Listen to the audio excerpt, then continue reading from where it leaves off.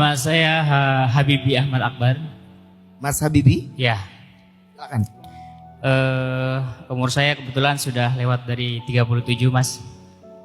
Muda, masih muda. Ya, tapi anak saya sudah 7. Oh, Masya Allah, Ya. Alhamdulillah. Seriusan ini bener? Gak kelihatan. Beneran? Ya benar. Asli. Anaknya Beneran ada 7? 7? Anaknya 7. Masya Allah. Yang Umur pertama 37? umur 10 tahun. Yang kedua kembar 5 umur 9 tahun. Oh, Masya Allah. Yang terakhir bungsu umur 3 tahun. Umur berapa? 3 tahun? 3 tahun. Yang kedua kembar 5? Ya, kembar 5 laki-laki semua. Kan ada pepatah yang mengatakan Ustadz, banyak anak, banyak rezeki. Nah sebenarnya versi dalilnya ada nggak? Karena yang saya alamin, banyak anak, banyak rezeki, banyak banget pengeluarannya Ustadz. Ya, jadi atau gambarannya ada nggak referensi di zaman Nabi atau di zaman sahabat yang memiliki anak banyak? Terus dari sisi parentingnya seperti apa? Karena mungkin kalau kalian punya anak 1, 2, 3, 4 sudah mengeluh, jangan sampai mengeluh di depan saya. Karena itu belum ada apa-apanya. Terus yang terakhir, berikan saya nasihat tentang menjadi sosok seorang bapak atau seorang suami yang soleh itu seperti apa, biar teladan pada istri dan anak-anak. Itu. Terakhir, kalau suami udah dikasih nasihat ya istri juga dikasih nasihat tentang istri yang soleh itu seperti apa. Ini nih tujuannya sebenarnya kan. Sebetulnya jumlah anaknya Bang Habibie itu sama dengan jumlah anaknya Rasulullah. Rasulullah tuh anaknya 7 kan. Yang pertama itu Qasim, tapi meninggal umur 3 hari. Kemudian Zainab, kemudian Ruqayyah, kemudian Ummu Kulsum, kemudian Fatimah, kemudian Abdullah, kemudian Ibrahim. Tapi yang laki-laki ini semuanya meninggal masih kecil. Umur berapa bulan, umur berapa tahun, umur berapa hari meninggal. Sehingga yang utuh itu semuanya anak perempuan. Sehingga yang seolah-olah yang paling bungsu itu Sayyidah Fatimah. Padahal nggak bungsu-bungsu banget sih sebetulnya, tapi yang paling kecil yang hidup. Tapi maksudnya anak Nabi juga banyak. Ada 7, itu anak dari keturunan beliau sendiri. Tapi juga ada anak angkat, ada sepupu yang seolah-olah seperti anak. Siapa? Ali bin Abi Thalib. Karena Ali itu pamannya Rasul, Abu Thalib itu gak sanggup ngerawat Ali karena anaknya banyak. Jadi akhirnya dititip ke Rasul, karena Rasul kan kaya. Sayyidah Khadijah kan kaya. Jadi karena Abu Thalib gak bisa ngerawat Ali, dititipinnya ke Rasulullah, Khadijah, karena kaya mereka.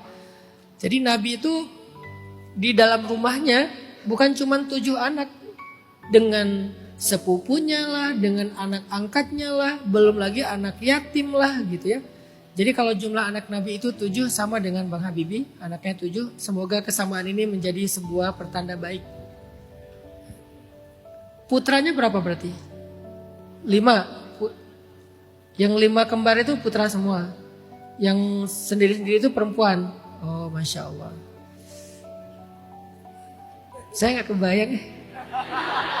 Hebat ya. Masya Allah. Jadi referensinya adalah Sayyidina Muhammad SAW. Nanti Bang Habibie coba baca bagaimana Sayyidah Khadijah mendidik anak-anak hebat ini. Karena kan semuanya keren-keren kan.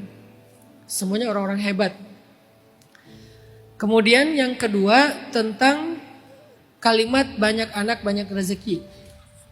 Saya justru merasa bahwa anak itu adalah rezeki. Jadi kalau nambah anak itu artinya nambah rezeki. Saya nggak mau mengartikan rezeki itu hanya materi. Karena rezeki yang paling mahal itu justru keluarga. Kemudian kesehatan. Kalau urutannya nih ya, urutan duniawinya. Bagi saya nomor 1 keluarga, nomor 2 adalah kesehatan, nomor ketiga punya hobi kalau menurut saya, nomor keempat baru nanti masalah materi segala macam. Jadi kalau keluarganya baik, kesehatannya kita sehat, prima, terus kita bisa menjalani kesenangan kita, hobi kita, berarti urusan dunia kita tuh sebetulnya udah nyaman gitu ya. Ditambah lagi dengan adanya rezeki material lebih ini. Tapi keluarga itu sendiri adalah rezeki, kesehatan itu adalah rezeki. Sehingga kalau istilahnya banyak anak banyak rezeki, versi saya, anak itulah yang disebut dengan rezeki.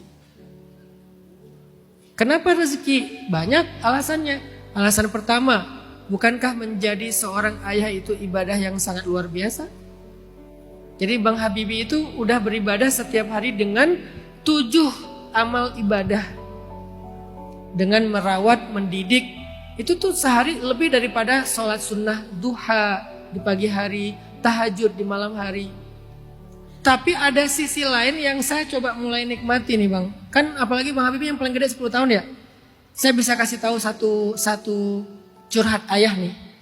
Curhat ayah versi ayah ya. Karena anak saya yang paling gede itu umurnya sekarang 18 tahun. Curhat ayah waktu 12 tahun pertama sebelum dia lulus SD itu berharga banget Bang Habibie. Segimanapun kita capek pas mereka masih kecil, kita pasti akan kangen nanti kalau mereka udah gede. Kan gak mungkin gede suruh pipis di celana ya. Gak mungkin gede dia disuruh manja-manja kayak sekarang. Apalagi anak perempuan mungkin beda gaya perlakuannya. Jadi nikmatin aja. Itu masa-masa berharga banget. Penuh kenangan, ngangenin. Untungnya saya masih punya anak yang masih umur di bawah 10 tahun. Yang masih saya bisa ajak main 3 orang. Yang 2 orang nih udah ABG nih. Yang 3 orang masih kecil. Jadi yang 3 orang nih sekarang jadi kayak mainan saya aja nih. Pulang ke rumah apa.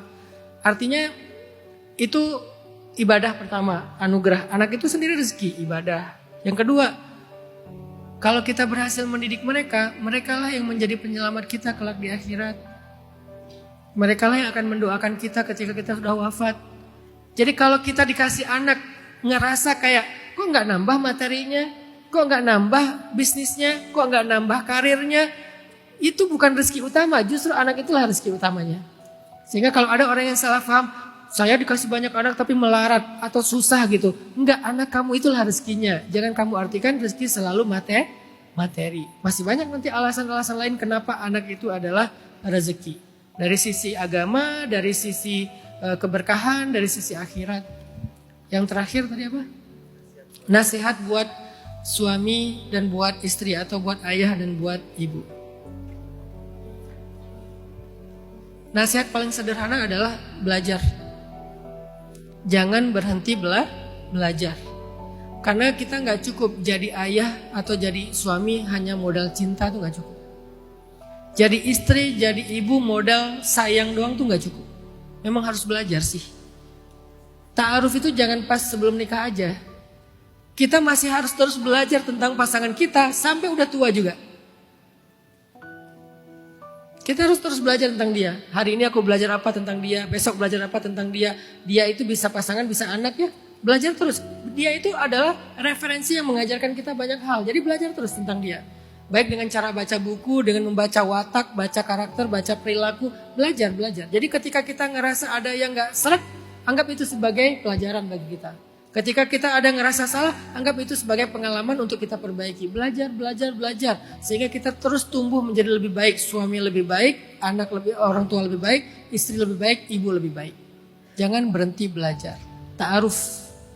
Belajar psikologi, walaupun kita gak harus jadi psikolog. Tapi belajar psikologi, karena dengan kayak gitu kita jadi ngerti kan. Apalagi hari ini, ilmu mental health itu penting. Belajar tentang mental health, belajar tentang psikologi, tes kalau perlu. Tes semua metode psikotes. Jadi jangan berhenti belajar. Apalagi untuk jadi orang tua. Parenting itu harus belajar. Gak cukup modal saya orang tua. Doa saya itu mustajabah. Kamu jangan durhaka sama orang tua. Gak bisa. Belajarlah jadi orang tua yang baik. Baru kita bisa berharap yang baik-baik dari anak. Tapi orang tua gak pernah ngedidik anak dengan baik. Cuma pakai doktrin-doktrin aja. Sama kalimat-kalimat kutukan. Gak bisa. Hidup gak bisa kayak gitu. Beberapa orang tua yang gak terdidik dengan baik, gak well educated tentang ilmu parenting, mereka kayak gitu polanya. Gak ngedidik anak, tapi nuntutnya dengan sakralnya orang tua gitu. Aku ini ayah, doa ayah itu gak ada hijab. Aku ini suami, jangan durhaka sama suami. Selalu pakai doktrin-doktrin sakral, tapi gak ngedidik istri.